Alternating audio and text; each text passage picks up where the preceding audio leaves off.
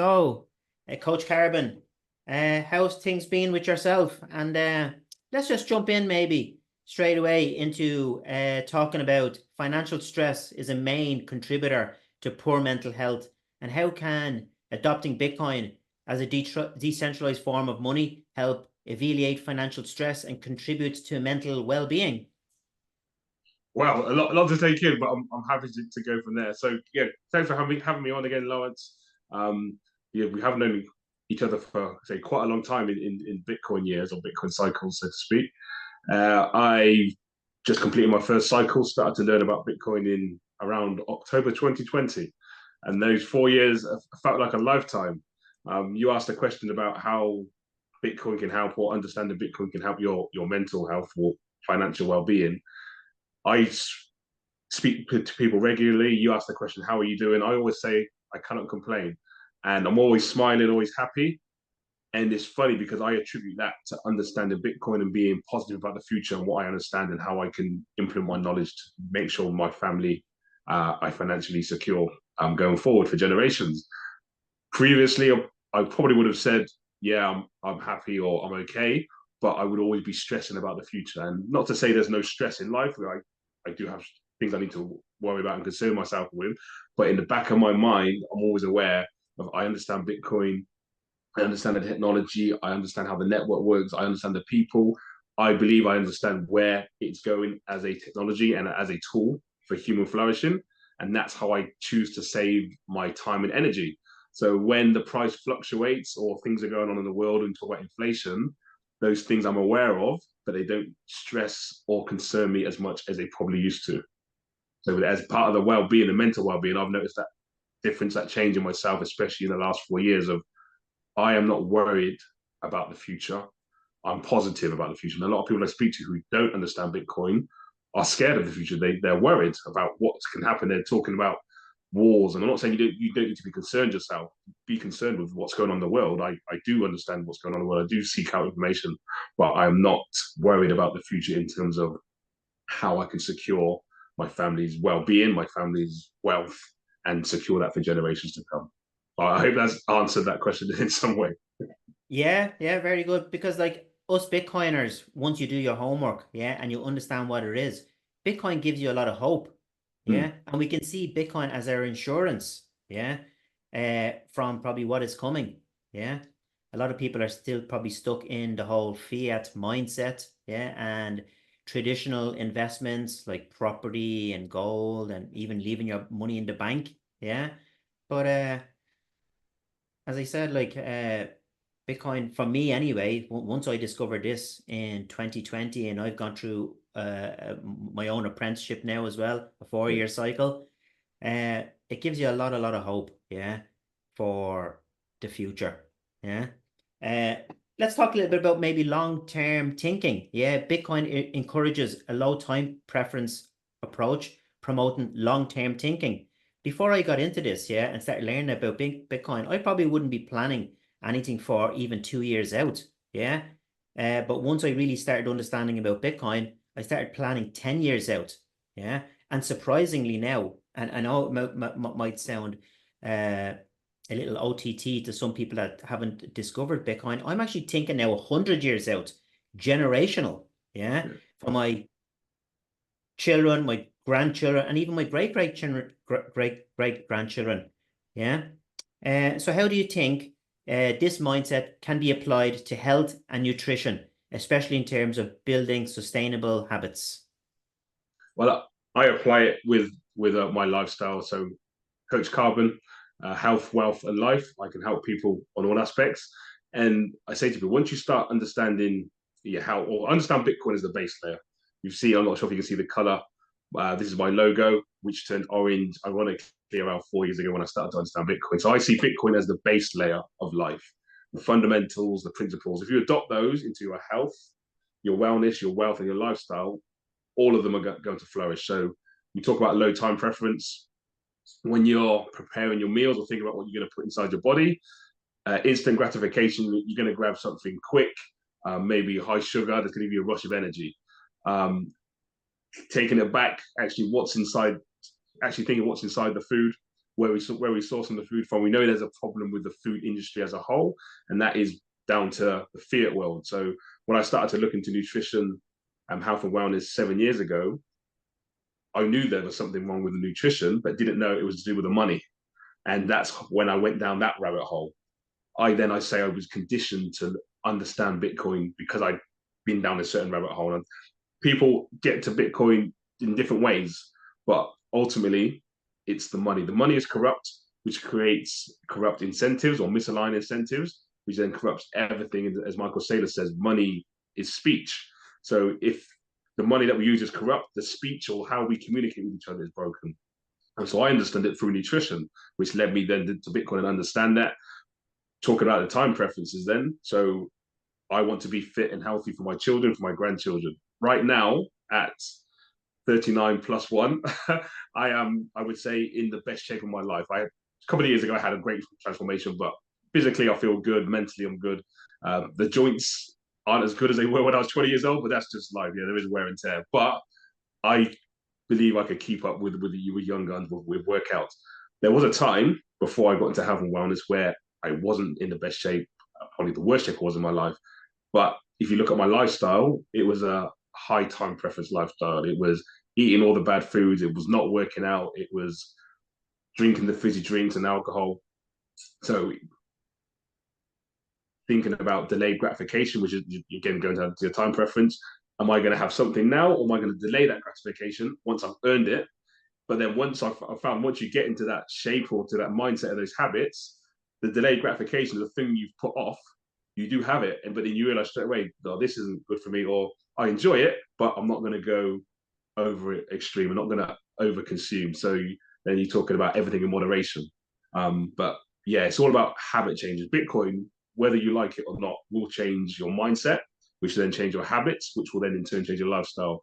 And I'm going to quote Saylor again, nobody has done 100 hours studying of Bitcoin and thinks this is a scam. And I would argue no one has done that much studying of Bitcoin and not made them change their life habits and decisions and make them a better person. Yeah. Totally agree with you there. Yeah. And then just as like Bitcoin decentralizes financial power, yeah.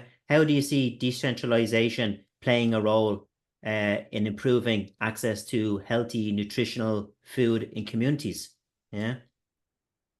That's loads of different talking points we can push on that.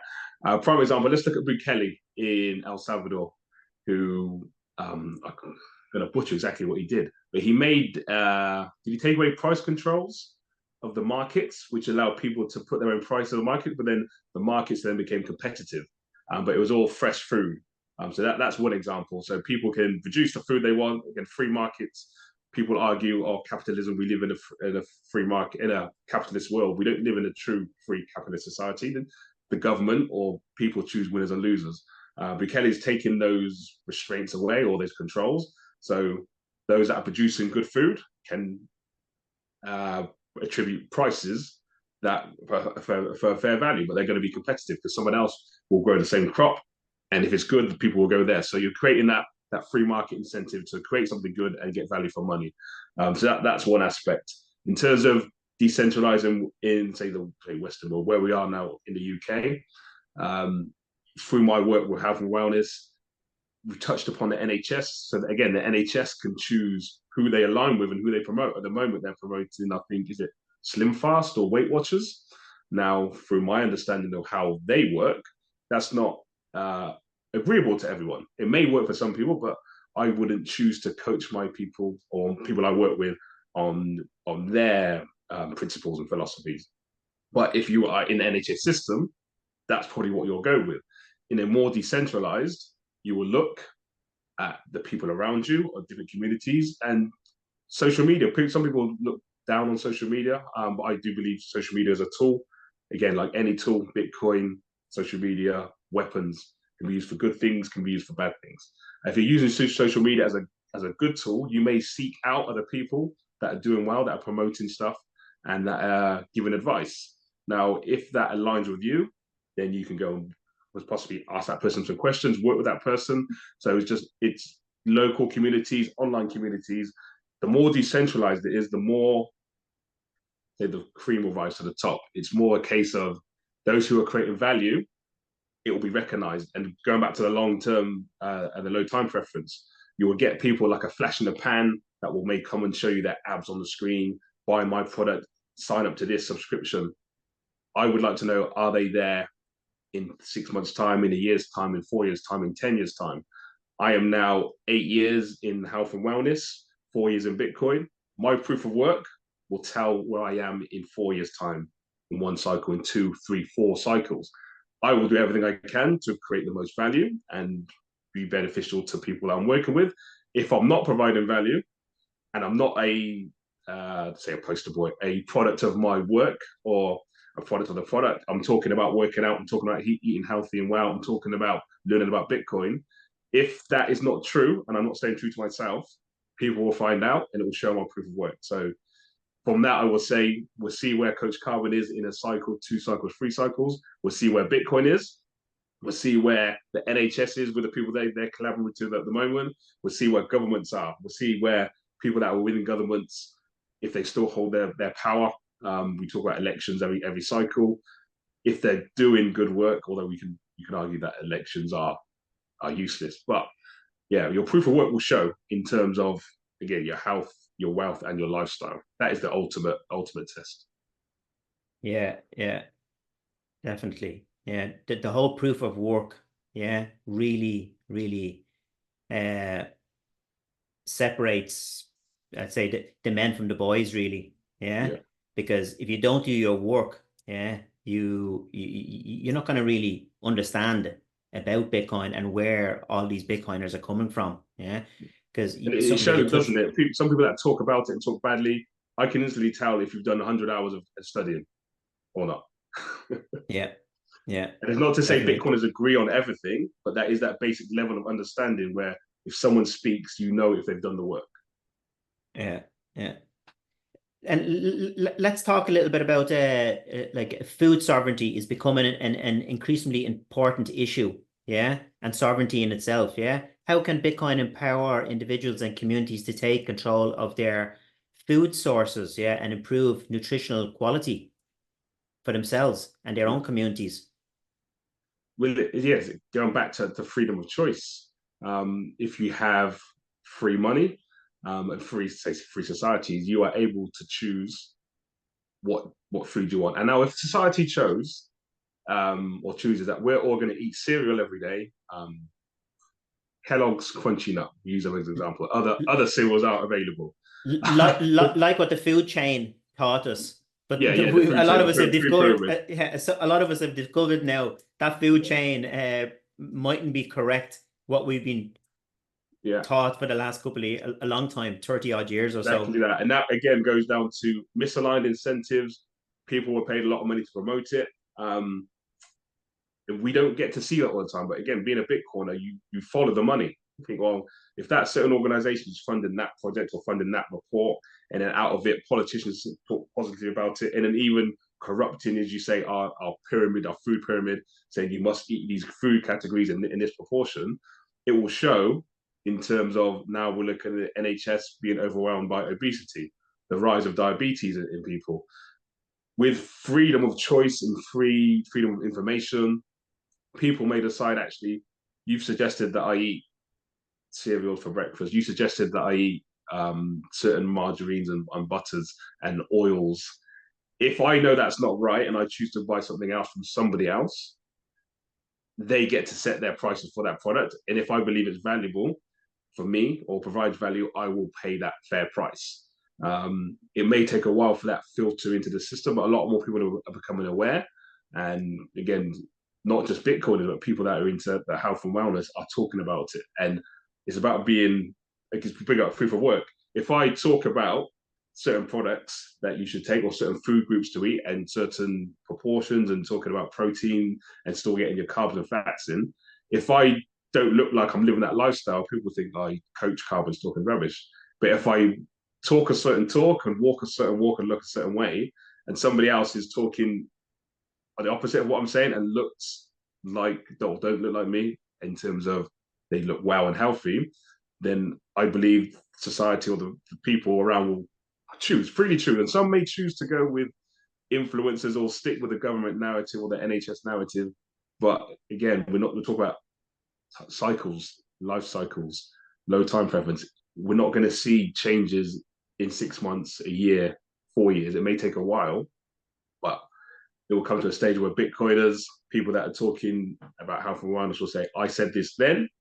I may have been wrong about certain elements, but this is me now. And I can stand tall, stand proud, and say, this is what I believe then, this is what I believe now. Hopefully, I believe Bitcoin will be at the forefront of people's mind. Maybe we won't be talking about Bitcoin as a replacement because it will be a standard, but people will know those who spoke well of Bitcoin and promoted and educated.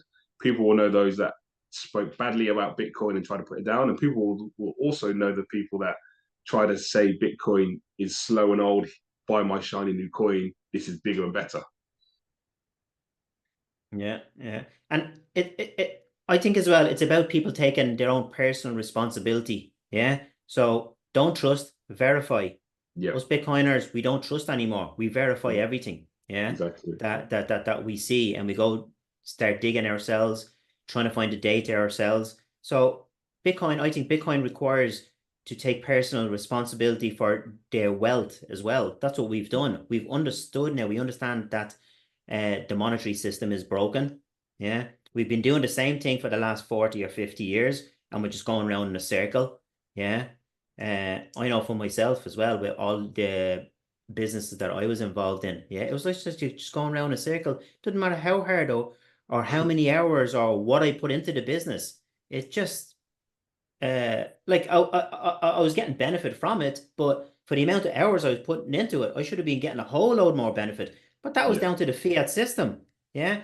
So for people watching this, yeah, and even new people, yeah, how can this mindset of personal responsibility be translated into taking control of one's health and nutrition and your own finances as well? Yeah. Those two words there. My wife sometimes gets fed up with the Bitcoin terminology, but for me, it's not Bitcoin terminology, it's lifestyle terminology. So personal responsibility, take Bitcoin out of it. We live in a society now where people don't take personal responsibility. They're looking for the state or governments to look after them. When things happen, it's never anyone's fault. It's I'll blame that person. And I'll give a prime example. Um, I did a challenge back in 2020, and I've done it 2022 and this year as well, called the 75 Hard Challenge, a physical and mental challenge where you have to do a certain task in a day, about reading a book, drinking an amount of water, doing workouts, but you are responsible for getting them done within 24 hours. Did one this year, and I went out for a walk at 11 o'clock at night. It was raining, a bus came by, absolutely drenched me. Now, I could have been angry at the bus driver, I could have been angry at the rain, but I laughed and I did a quick video and I said, I woke up at 6:30 this morning, sorry, 5 o'clock this morning, and I thought about going on a walk at 6:30. I chose not to, I deferred it, I thought I'd do it later. Now it's later, I'm cold, it's dark, I'm tired, and I'm wet, but it's my fault. I can't blame anyone else. I'm responsible. And so Bitcoin is we talk about personal responsibility in terms of taking control of your wealth. Because we don't want to leave it with banks, we don't want to leave it to governments. We should be able to self custody our time, our energy, our value, our money. Apply that to anything in life. Now, there are things that we don't have full control over, like the deterioration of our body to do with age. But I'm training for a half marathon. I want to get sub 130. If I do the race and don't get 130, I can't blame the weather. I can't blame the route because I know the route already. I know my training. I certain times I need to hit.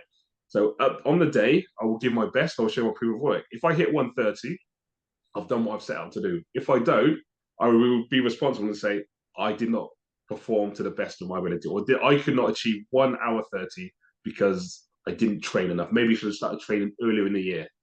But I'm not blaming anyone, and that was just one example. But so health, wellness, the food you choose. Yes, there are certain restraints and limits on what things cost, but break it down. Okay, what job have you got?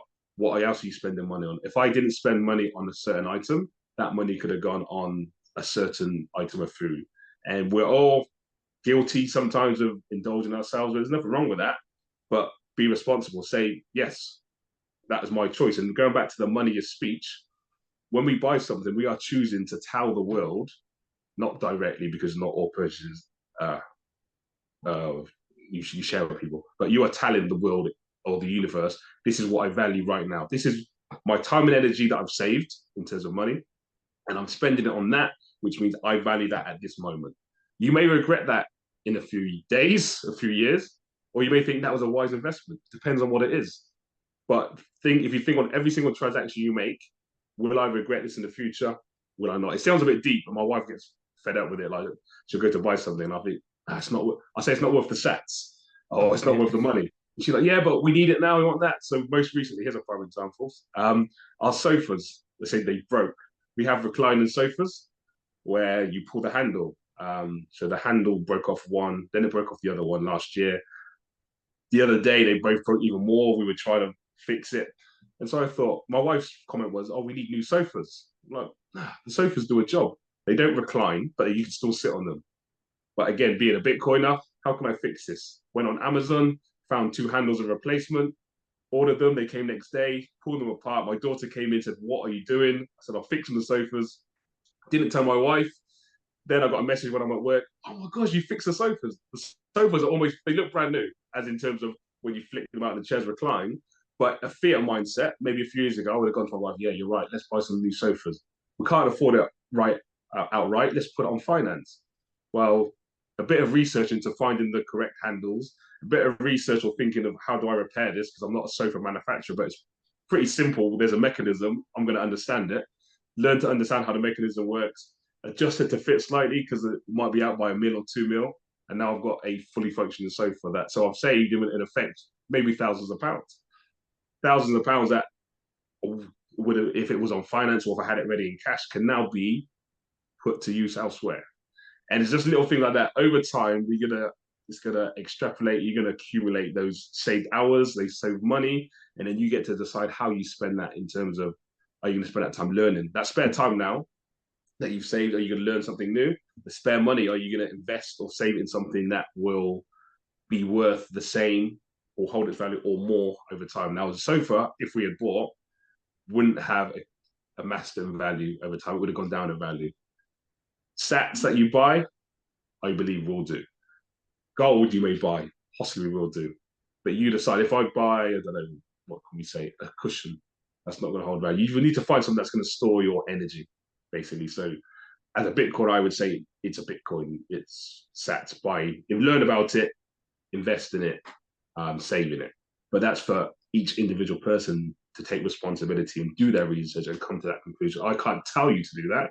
I can advise you, but it's for you to make that decision and be responsible. And if you do that and Bitcoin fails, you can't blame Lawrence, you can't blame Coach Carbon. You take responsibility for that.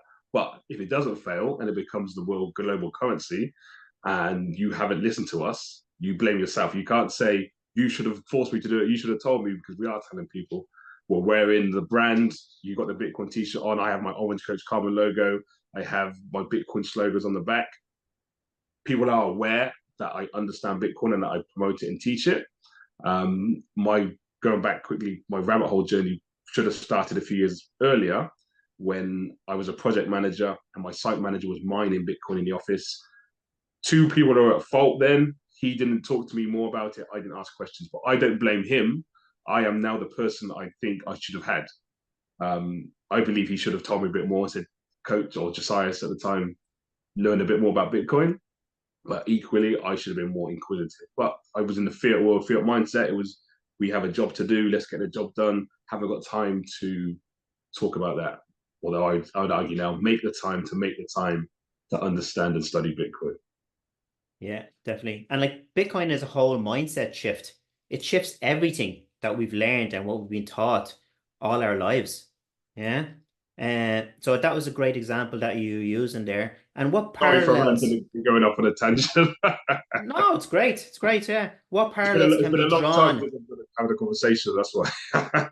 Uh, what parallels do you think can be drawn between the mindset required to become successful in adopting a Bitcoin standard, yeah, and the mindset needed to succeed in achieving better health and nutrition, yeah? I think it goes down to belief, but also understanding, belief in your understanding. Sorry. So Bitcoin have done a certain amount of studying. They understand the technology. They understand the network. They understand the people. We have a belief in a system because we understand it. When you take responsibility for your health, you know that if you do a certain amount of workouts in a certain way, the reps, the sets you do, the frequency you do them within the week, within the month, you will get a certain amount of results. So yeah, people are going to see changes physically and mentally, and then with the Bitcoin, it comes hand in hand. You're saving your time and energy in a monetary system, so you'll see the benefits there as well. So I think I've got lost it. Repeat the question. Is it? Just what the parallels you can that can be drawn between the mindset required to succeed in adopting a Bitcoin standard and the mindset needed to succeed in achieving better health and nutrition. That's it. Sorry. So yeah. So you have goals. So set your goals with say your health, with your health and wellness by having belief in yourself and understanding. I had a project which I did last year, which I'm doing again now, called the 40 Project, and I used Bitcoin as an example. And sometimes people didn't know, so I had a chart. And when you see progress, people want to see a linear chart. Bitcoin up and to the right, but it's volatile. Zoom out, cycles of what seemed volatile, it doesn't seem volatile anymore. That will happen for your fitness journey. There'll be some workouts that you aren't going to achieve what you wanted to. You might fail on a certain rep and a certain set, but you were there, you were present, you tried to do it. Don't see that as a failure. Go again the next day, have a rest day, but don't write off your whole program or your whole targets because you had a bad day, bad week, bad month. When you can, get back on task. Bitcoin goes up, goes down. When we had a conversation, it went down to 15K. Bitcoiners weren't worried. Bitcoiners We believed, just bought more. We got the happy days. exactly. Bitcoiners believed or knew that the network was still working 99.9% uptime. The value of Bitcoin in fiat terms is volatile because people are irrational and because the money is being manipulated. Bitcoin is doing exactly what it needs to do. Bitcoin is growing and is constant. It's doing what it should do.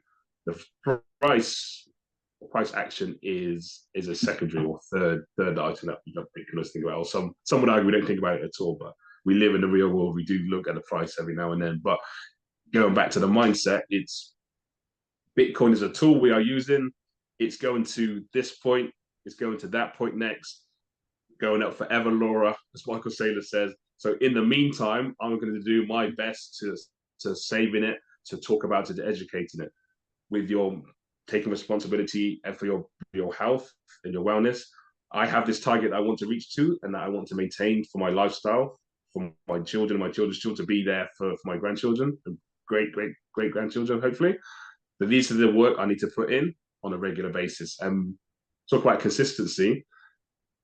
These are daily habits I put in. There may be a day where I don't have those habits or I have a day off. But the more you do those habits over time, the more progress you will see. And see your progress, which I tell people, see your progress like the Bitcoin chart. Up and to the right, but volatile. Yes, you can take out the volatility, but be more consistent. If you want that linear progress with your fitness journey, you might argue that it will be a boring journey because you're not having fun in between. But that the spikes down don't equal fun, but it just means you are a human being. Some days are good, some days are bad. Have more good days than bad days. Look at the Bitcoin chart. More good days than bad days. Yeah, it's all up and down, up and down. Just zoom out and it'll be much better. Yeah, definitely. So tell us a few little things about some of the projects that you're doing yourself, about Bitcoin ballers and some of the events that you've been going to. Yeah, I'd like to touch on that a little bit. Yeah, so I spoke at the start to say 4 years, one cycle feels like a lifetime. I feel like I've achieved a lot along with the help of a lot of Bitcoiners. I met some fantastic people. I launched a project called Bitcoin Ballers in 2021, block height 680005. If you don't know what that means, go and find out what that means. A block height is a reference to a date and time. So that's when Bitcoin Ballers was launched. And since then, I've traveled the world with a brand. I've been to, we also in Madeira, Amsterdam twice. I've hosted football tournaments locally in the UK and in Amsterdam and Madeira. Gearing up now for another tournament in Amsterdam next month. Um, Using the principles I understand about Bitcoin and relating it to football. So we talk about self-discovery, self-ownership, self-discipline. Um, Footballers will understand what this means, but they might not understand what it relates to Bitcoin. So when we play the Bitcoin games, I will be throwing in certain words and terminology that even if they don't understand straight away, so if the young or older ballers, if they go away and do some research or hear those words, they think, oh, I can equate it to this. And a prime example is one of the games we have called peer-to-peer challenge. Our Bitcoiners will know what peer-to-peer means. It means we can transact freely without a third party. In football, you pass in between you and your friend, that's peer-to-peer. One example I used that we had the halving games where I invited young kids to come and play football. I used the example, well, if you're passing in between, if I come and take the ball away, is that fair? And they went, no, of course not. Well, I'm a third party. In monetary terms in the world, somebody can stop you transacting with somebody just because they feel like it. I said, well, how about now if you're playing in a field and I say to one of you, leave the field and you can't come back, and you ask the reason why, and the gatekeeper or the field manager says, I don't need to tell you why. Well, that happens in the banking system. That happened to me. And it happened to me because of Bitcoin. But luckily enough, I understood Bitcoin, so I knew why it was happening. And I was able to maneuver around the fiat legacy fiat system. But what I was worried about at the time was if this happened to somebody who did, my family or friends who didn't know about Bitcoin, again, they would be worried, they would be panicking, they would be stressed. Yes, I had an element of stress, but it wasn't as much as someone else would had, and I was able to get around the system, so to speak, or to go through that process with as least harm as possible. But yeah, using football as a medium, other people use art. You have musicians. Everyone is using their talent to help educate their community. Aaron Dawn, who's a hairdresser, coined a great term: when your passions collide with your incentives, amazing things happen. So my passion is football, also Bitcoin. My incentive is to educate people because I'm a coach. I want to coach people to be better footballers, but I want to educate people on Bitcoin. That's my incentive. So amazing things have happened by bringing those two together. I mentioned I've been to Amsterdam, I've been to Holland. There's other countries I want to visit. There's certain projects I've been working on with other people, collaborations. I'm on a call with you now. You've had calls with other notable people who I've met. And what I've loved about the Bitcoin space is nothing is impossible. Some of the people you've spoken to and had on your podcast, maybe 2-3 years ago, you probably would have looked up to those people. There's people who I've met and had calls with and sat down with at events, and I'm looking thinking, wow, this has happened within one cycle. Imagine what will happen next cycle. And not to big us up, there'll be people maybe listening now that may meet us in the future who think, well, Lawrence, coach, thank you for that tiny bit of advice, that little orange pill, that nugget that you gave me. There's notable people. John Vallis is one of them. If you don't know who John Vallis is, people look him up. I was on a call with John Vallis, and at the time I was like, oh my gosh, it's John. And I still, now I met him in person. I thanked him in Madeira because I was on a call and I said, I want to give back to the space, John, but I'm not an engineer. I'm not a software developer. What can I do? And he said, provide value in your community. And that was, so if you check the block height, that was probably one block before 680005, because at that moment, the penny dropped. Was like, it's football. I'm passionate about football. I'm going to use football to teach people about Bitcoin. Yeah, amazing. Yeah, definitely. And then going forward, right, before we finish off, yeah, looking forward, how do you envisage Bitcoin playing a larger role in the health and wellness industry in the future? Lots of ways. Most notably, I would say incentive structures. So I've partnered with Smiles. Have you heard of Smiles Bitcoin, the app?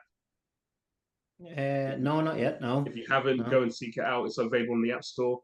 You are incentivized for walking, for moving. You would do some steps that you're rewarded in Bitcoin. You log onto the app daily, a bit like any walking app, but this time you're incentivized to do more, to earn more. Fountain app are using it for podcasts, value for value. If you listen to podcasts on Fountain app, you'll be rewarded in sats. You can send messages to podcasters. So it was all about incentive structures. I think that's going to be a massive thing with Bitcoin going forward. And it's not massive amounts of money, but again, we talk about low time preference. If I can earn a few sats here and there for doing what I do anyway, in the future, when we believe Bitcoin will be valued fairly or be valued at a higher fiat price, those sats that I've earned 5, 10 years ago for walking hundreds to work or 1,000 steps to work, and now worth maybe a meal or maybe a new sofa. Who knows? So it's worthwhile putting those steps in, staying healthy, putting the work in for your future self. Yeah, definitely. And hopefully, Coach Carbon, you might be able to come off to Ireland, to our event in Ireland. Yeah, it's on the 25th of May next year.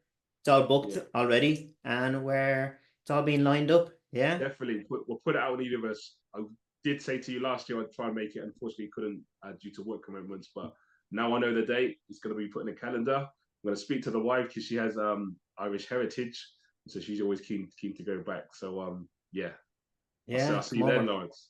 We'd love to have you, yeah, and maybe even doing a nice keynote or put you on a panel or something like that, yeah. Come over for the weekend, yeah. It's a whole weekend event, so it's amazing. So, Josiah, if people want to get in touch with you, where's the best way they can find you? Yeah. I've just brought everything together on social media. We talk about time preference. I had about 4 or 5 different social media accounts that I've amassed over time for doing everything that I was doing. There was a lot of work, so now I've got everything under coachcarbon.life on Instagram. You can find out what I'm doing on there most days through my stories and through my reels and posts. I have a podcast, which again, I mentioned Fountain app. It's hosted on Fountain, but you can find it on Spotify and Apple podcasts. That's the Carbon Life Pods. But my website also, coachcarbon.life. You can find everything on there as well, links to stuff I'm doing, affiliate links, which Bitcoiners are big on. So yeah, find out what Coach Carbon Life is. It may not be for you, but I have the term that I coin with people. You can opt in or opt out. Nobody is forcing you to do anything in life. In the fiat world, you are required to jump through a lot of hoops and think you have to do certain things. Bitcoiners soon find out, actually, that rule, yeah, you have that rule, but it doesn't apply to me. So I'm not going to what's the word? Not going to opt in. Opt in. I'm opting out of that rule that you made, and I'm opting into this lifestyle. And then if you want to come and question me about it, we can have a conversation. Some of the conversations obviously require a bit more thought behind, but there's certain things that I do now that I wouldn't have dreamt about doing before. And when I speak to people about it, they're like, and then I explain, well, this is all the steps they can take. And when we go through those steps, this may happen and that may happen, but I'm taking responsibility. If somebody wants to have a deeper conversation, I try not to say too much though on call, but yeah, there's certain officials that if they want to have conversations, they have to ask themselves, is it worth their time and energy? Now, Bitcoiners will say, conserve your time and energy, but the lifestyle that I've created now, I have more time. So we can go back and forth, but ask yourself the question, are you willing to expend more time than I am? Because your time, fiat value may be more valuable in terms of the cost attributed to your time. The cost that I attribute to my time, I am responsible for. So if I want to, as I did do, I'm going to call them Schlafly's. We're not going to name Schlafly's Bank. If I want to go and sit in your office and be on the call in your manager's seat on the phone for 4 hours a day for a month, I will do that. And at some point, you're going to get bored of me. And at some point, somebody's going to make a call to head office, which happened, and say, give the guy his money, get him out of there. We can't afford to have this guy in our bank talking badly about us. So there are games to be played, people. Learn how to play them. And again, you decide how much responsibility you take. You decide your risk, how much you're willing to risk. But life becomes more fun, but you have more ownership, more control of your life when you understand Bitcoin, understand money. That's what it boils down to. What is money? Ask that question, understand Bitcoin, then you will begin to understand how the world works, how the elite live, how the well-off live, and what tips and tricks they use to keep their wealth. We talk about property ownership. A lot of wealthy people don't have money in the bank. They have property. They have assets. Now, which is the best performing asset in the last 15 years? Do your work. Do your work. Happy days. Okay, thanks a lot. We'll talk soon, and we'll catch up soon, either on Zoom or in person. Yeah. Are you going to Amsterdam? Are you there next month? No, I'm not going to Amsterdam. No. Unfortunately, no, I'm not. I think the next thing we're going to do, the big event we're going to go to is not this year, but next year. I really want to go to El Salvador. Yeah. So, but if we're going for like probably a month. Okay. I'll be with you. I was hoping to go this year, but it didn't quite work out. So Think next year. 2025, Yeah, a I'll see big. what else We're gonna try and get a big group to go here from Ireland because when we went to Madeira and Amsterdam, like there's about 30 of us, I think, Irish people that went to Madeira. So I'm gonna you try were and well get a big represented, group. but I remember. Yeah. Yeah.